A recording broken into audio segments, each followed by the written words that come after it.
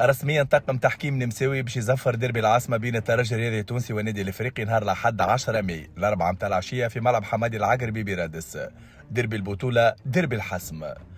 الحكم الرئيسي اسمه كريستيان بيترو كيوشيركا، عمره 36 سنة، مش من حكام كأس العالم، والنمسا أصلا ما عندها حتى حكم في قائمة المونديال المقبل. الحكم كريستيان زفر الموسم هذا 13 ماتش في البطولة النمساوية الممتازة، وماتش في التمهيدي تشامبيونز ليج، وماتش في اليوروبا ليج، وماتش في الكونفرنس ليج.